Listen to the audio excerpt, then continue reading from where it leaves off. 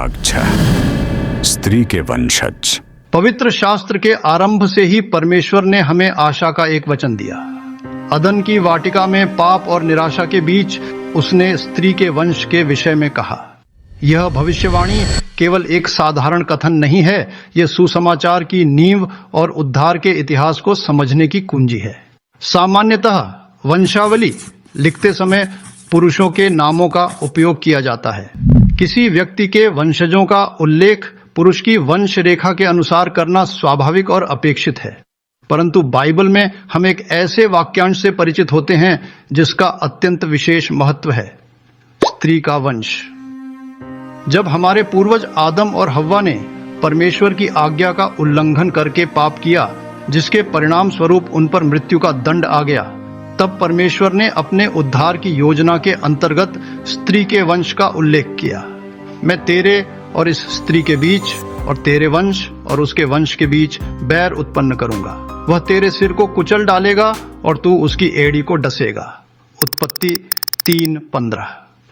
यह पद पहली दृष्टि में कुछ रहस्यमय प्रतीत हो सकता है, किंतु यह संपूर्ण ब्रह्मांड की व्यवस्था और न्याय को बिना भंग किए मानव जाति को क्षमा करने और उसका उद्धार करने की परमेश्वर की महान घोषणा थी।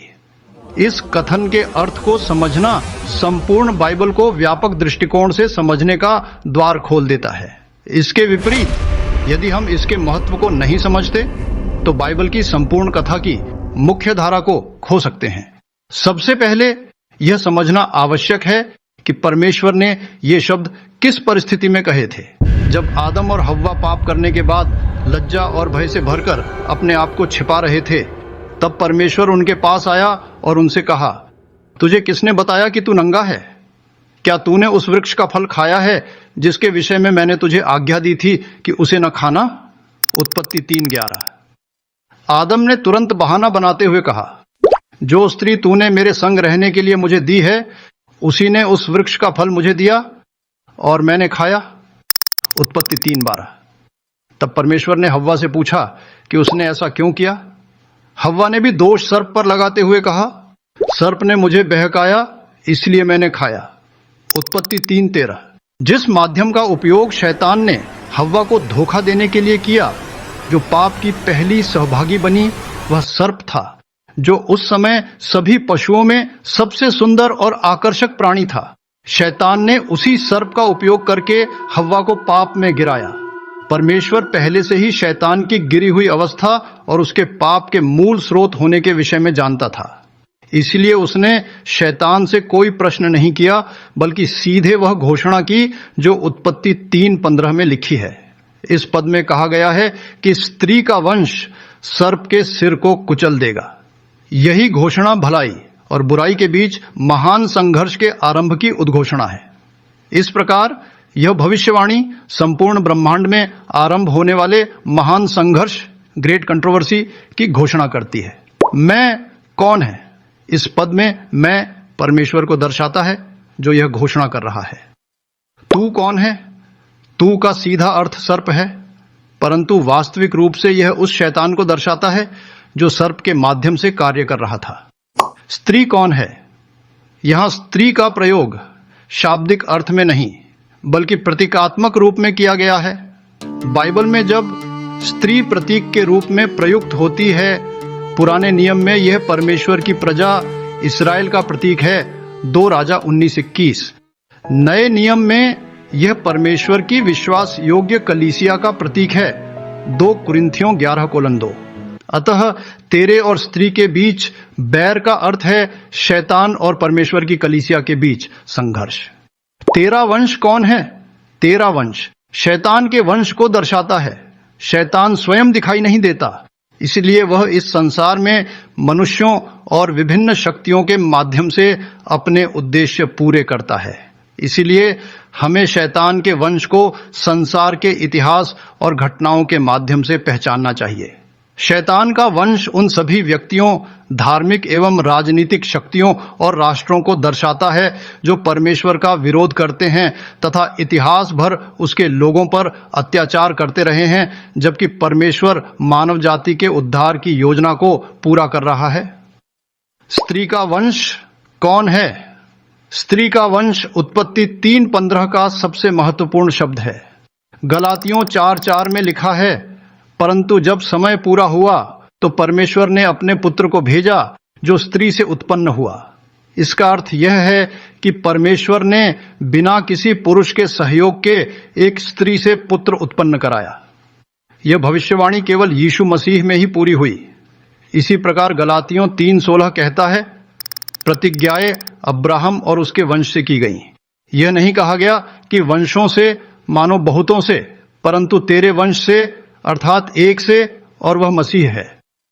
इसलिए बाइबल के स्पष्ट प्रमाणों के आधार पर स्त्री का वंश केवल यीशु मसीह ही है।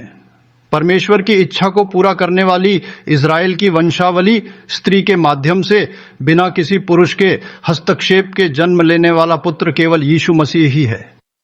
एड़ी और सिर का क्या अर्थ है? एड़ी और सिर युद्ध के परिणाम को दर्शाते हैं।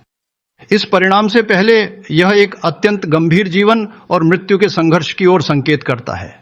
एक ओर स्त्री और उसका वंश यीशु मसीह एक पक्ष होंगे, दूसरी ओर सर्प शैतान और उसका वंश, उसके अनुयायी और शक्तियां दूसरा पक्ष होगा।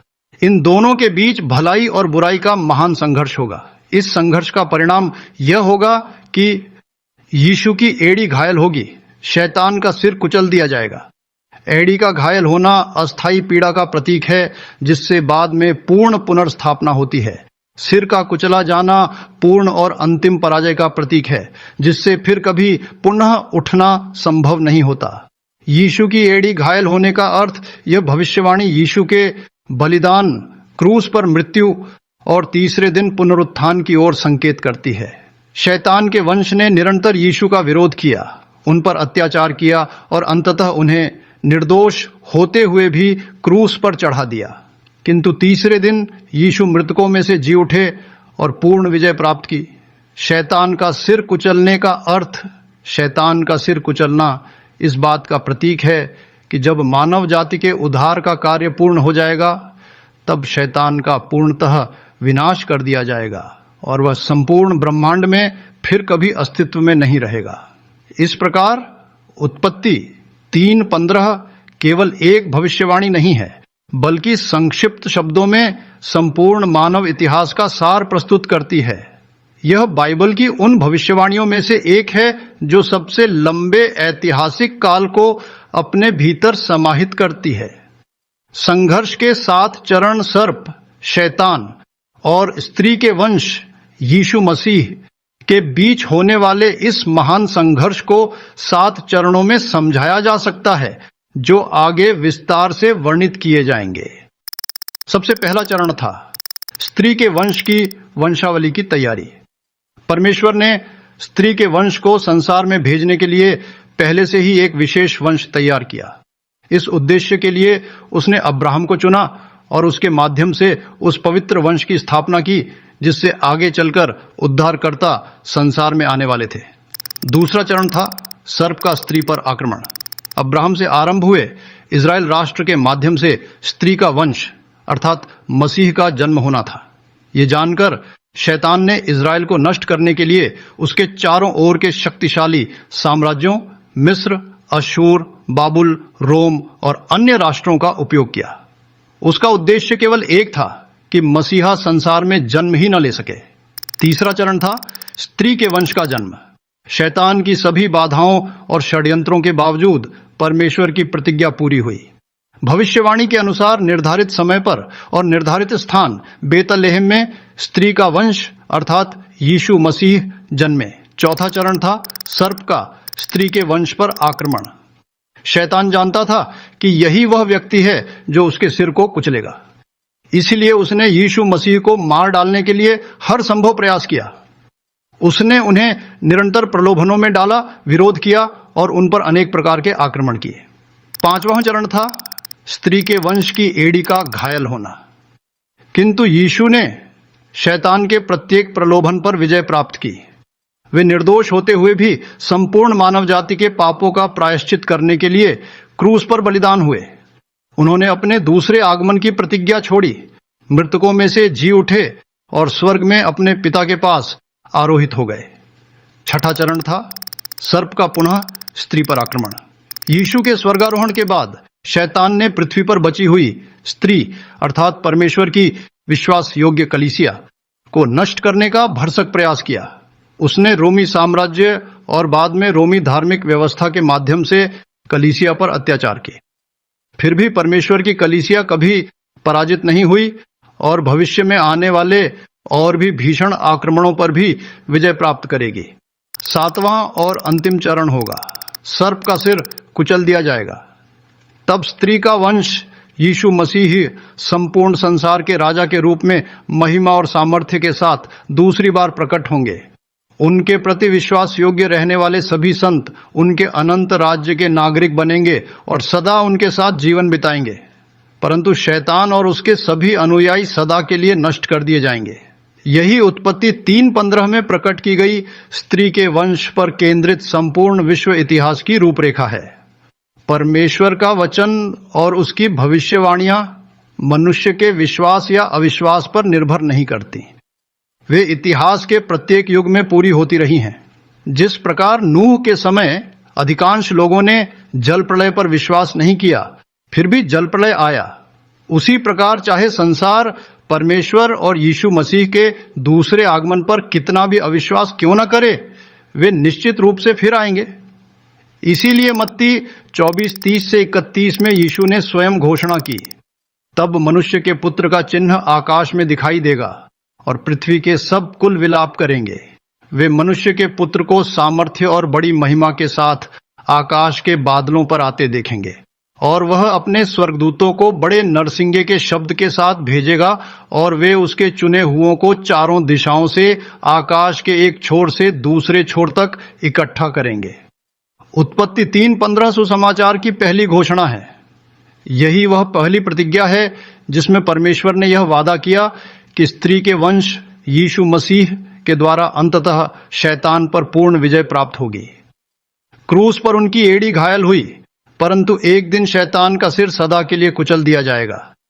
यही परमेश्वर की प्रजा की जीवित आशा है कि मसीह पहले ही विजय प्राप्त कर चुके हैं और बहुत शीघ्र महिमा के साथ फिर आने वाले हैं। इसलिए आइए हम उस प्रतिज्ञा पर अटल विश्वास रखते हुए जीवन बिताएं, जब तक वह दिन न आ जाए जब हम अपने उद्धारकर्ता को आमने सामने देखेंगे। आमीन।